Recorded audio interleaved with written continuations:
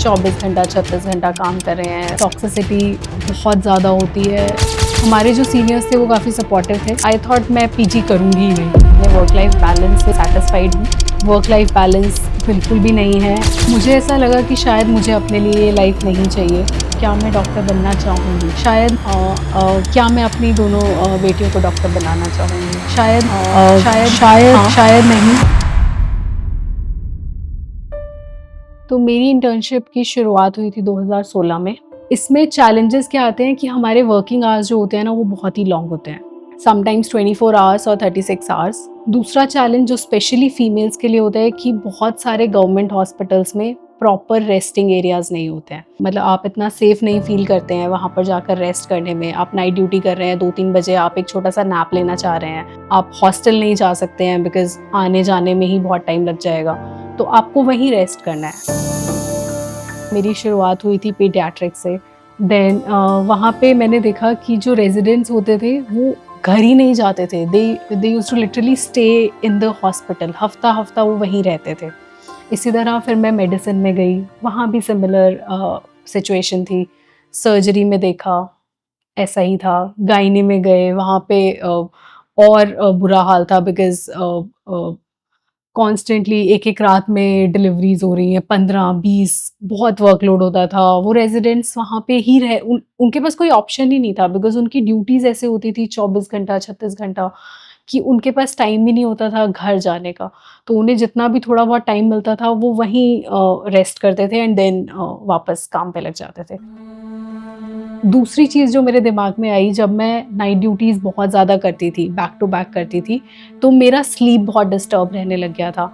दिन में नींद नहीं आती थी, रात में ड्यूटी करना पड़ता था, तो उसकी वजह से मुझे बहुत माइग्रेन का इश्यू रहने लग गया था एंड जितना टाइम वो चला, मैं कहीं न कहीं काफ़ी डिस्टर्ब्ड रहती थी in form of because of the migraine. तो मुझे लगा कि मुझे ये नहीं चाहिए कि हर वक़्त मैं दर्द में हूँ, सर दर्द हो रहा है। सो आई थॉट मैं पीजी करूँगी ही नहीं। 2017 में जब मैंने अपनी इंटर्नशिप ख़त्म की, एमबीबीएस ख़त्म किया, मैं श्योर नहीं थी कि मुझे क्या करना है। उस दौरान मैंने एक गवर्नमेंट हॉस्पिटल में जॉइन किया, वहाँ पे 1 साल काम किया, पर फिर वहाँ जाकर मुझे लगा कि बिना एमडी किए या बिना पीजी किए एज़ एमबीबीएस तो मेरा करियर ज़्यादा ग्रो नहीं कर पाएगा। फिर मैंने 1 साल ब्रेक लिया, अपने नीट एग्ज़ाम की तैयारी की और 2019 में मैंने अपना नीट क्लियर करके पीजी स्टार्ट किया। तो मैंने अपना एमडी इन फार्माकोलॉजी किया पीजीआई रोहतक से। मैंने एक नॉन क्लिनिकल ब्रांच एमडी इन फार्माकोलॉजी चुना बिकॉज़ ऑफ माय एक्सपीरियंसेस जो मैंने इंटर्नशिप में देखे और जो मैंने अपनी जॉब में देखे। मुझे लगा कि वर्क लाइफ बैलेंस बिल्कुल भी नहीं है as a clinician in India.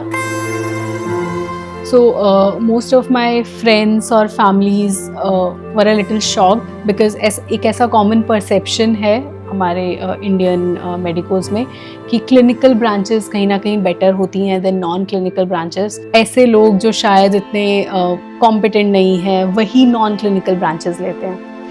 तो रिएक्शन ऑब्वियसली मिक्स था। कुछ लोग बहुत सपोर्टिव थे, some of them were questioning my choices. हमारे जो सीनियर्स थे वो काफ़ी सपोर्टिव थे। डिपार्टमेंट्स में टॉक्सिसिटी बहुत ज़्यादा होती है बिकॉज़ जो सीनियर्स वहाँ पे हैं, जो सीनियर फैकल्टी है, दे नो कि विदाउट साइनिंग द थीसिस वो लोग एग्ज़ाम में अपेयर नहीं हो सकते हैं। So they have this power of making or breaking your career and they know it. तो वो थोड़ा पावर प्ले तो वहाँ रहता है। मेरी शादी 2018 में हुई जब मैं अपने पीजी के सेकेंड ईयर में थी। 2020 के स्टार्टिंग में मुझे पता चला कि मैं प्रेग्नेंट हूँ। थोड़ा ऐसा सुना था हमने कि रेजिडेंसी में अगर फीमेल्स प्रेग्नेंट होती हैं तो बहुत डिस्क्रिमिनेशन किया जाता है उनके साथ। तो मैं काफ़ी घबराई हुई थी कि कैसे रहेगा आगे के बचे हुए साल। और इसी दौरान कोविड भी स्टार्ट हो गया था। सो जब कोविड स्टार्ट हुआ हम लोगों की ड्यूटीज़ लगने लग गई थी सब जगह वार्ड्स में। टोटल पीपीई पहन के आपको जाना होता था, तो बहुत डिफ़िकल्ट हो जाता था बिकॉज़ मेरी ट्विन प्रेगनेंसी थी, ऑलरेडी हाई रिस्क प्रेगनेंसी थी। नौजिया बहुत ज़्यादा रहता था, ऊपर से वो पीपी में साँस लेना बहुत डिफ़िकल्ट हो जाता था। उसके बाद मैटरनिटी लीव साइन कराने के लिए बहुत पीछे पड़ना पड़ता है, बहुत धक्के खाने पड़ते हैं, बहुत टैंट्रम्स झेलने पड़ते हैं उनके। एंड ये सब भी सुनना पड़ता है कि आप पीजी में पढ़ाई करने आते हैं या फैमिली बढ़ाने आते हैं। मुझे लगता है एक चीज़ जो नहीं रियलाइज़ करती है हमारी फ्रेटर्निटी, वो ये कि जिस वक़्त हम अपने पीजी में जाते हैं, ये ऑलमोस्ट वही ईयर्स होते हैं which are ideal to focus on your family life. कहीं न कहीं वो एक मिसमैच है। हमें लगता है गायनी एक ऐसी ब्रांच होगी जहाँ शायद बहुत समझा जाएगा रेज़िडेंट्स को, स्पेशली क्योंकि वहाँ दिन-रात आप डिलीवरीज़ करवा रहे हैं। बट वहाँ पे भी टॉक्सिक कल्चर रहता है। मेरी एक फ्रेंड थी जो गायनोकोलॉजी कर रही थी एंड वो प्रेग्नेंट हुई ड्यूरिंग हर रेजिडेंसी। उसे 15 दिन से ज़्यादा की छुट्टी नहीं दी गई थी। 15-20 दिन बाद उसे वापस जॉइन करना पड़ा एंड मुझे लगा कि ये बहुत ही पैराडॉक्सिकल है बिकॉज़ जो आप लोगों को एडवाइस करते हैं कि यू नो इतने हफ्ते तक आपको रेस्ट करना है, बट आप खुद ही नहीं कर पा रहे हैं because of all this pressure. मेरी ट्विन डॉटर्स हुई थी 2020 में। थर्ड ईयर में हमारा थीसिस सबमिशन होता है एंड फाइनल एग्जामिनेशंस होते हैं। वो एक पीरियड था जब मैं 1 डेढ़ महीने के लिए बच्चों को घर पर छोड़कर हस्बैंड और फैमिली के साथ मैं हॉस्टल में जाकर रहने लग गई थी बिकॉज़ मुझे पढ़ने के लिए वक्त चाहिए था। बुरा तो लगता था कि आप नहीं रह पा रहे हो अपने बच्चों के साथ, बट ऑप्शन नहीं था, तो फ़ोन पे वीडियो कॉल पे मैं कनेक्ट करती थी। काफ़ी बार इमोशनल भी हो जाती थी। ये लोग मुझे स्क्रीन पे देखकर रोते थे काफ़ी ज़्यादा। तो एज़ अ वर्किंग मदर सब कुछ बैलेंस करना काफ़ी डिफ़िकल्ट होता है। Even when you are at work आप कॉन्स्टेंटली सोचते रहते हो कि बच्चे कैसे होंगे, खाना खाया नहीं खाया। आप फोकस नहीं कर पाते हैं, ना ही अपने काम पे प्रॉपर्ली, ना ही अपने घर पे। जब मैंने अपना पीजी क्लियर किया, मैंने कॉर्पोरेट में जॉब करना स्टार्ट किया। उसके बाद मुझे स्विच करना था। मैंने 7-8 इंटरव्यूज़ दिए जहाँ पे मैं हर जगह टेक्निकल राउंड क्लियर कर रही थी। बट समहाउ एचआर राउंड में या लेटर ऑन कंपैटिबिलिटी राउंड्स में रिजेक्ट हो जा रही थी एंड मुझे समझ नहीं आ रहा था ऐसा क्यों हो रहा है। जब लास्ट में मैं एक इंटरव्यू दे रही थी, मैंने बहुत ही कॉन्शियसली ये हाइड किया दैट आई एम मैरिड और I have kids and I got through it. तो मुझे लगा कि ये तो बहुत ही बड़ा मिसमैच है। Like they want more females to work in corporate but they don't want those females to have a family। Corporate job छोड़ने का फ़ैसला मैंने 2024 के आसपास किया।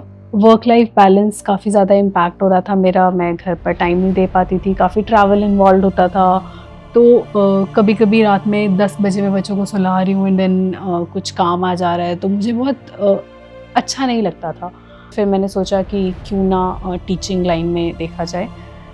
फिर मैंने एक मेडिकल कॉलेज में एज अ एसआर ज्वाइन किया। एसआरशिप पूरी होने के बाद मैंने as an assistant professor join किया।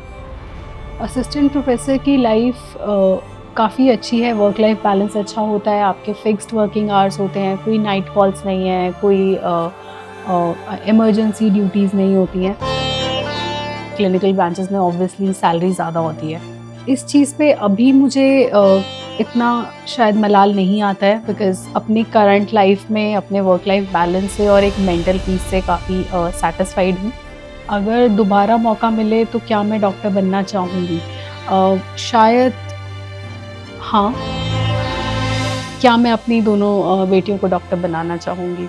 शायद नहीं, बिकॉज़ जितना डिफ़िकल्ट यहाँ पे है in terms of safety, in terms of security, resources नहीं है, वॉयलेंस इतना ज़्यादा है, मिसट्रस्ट इतना ज़्यादा है, तो मैं नहीं चाहूँगी कि मेरे बच्चे डॉक्टर बने।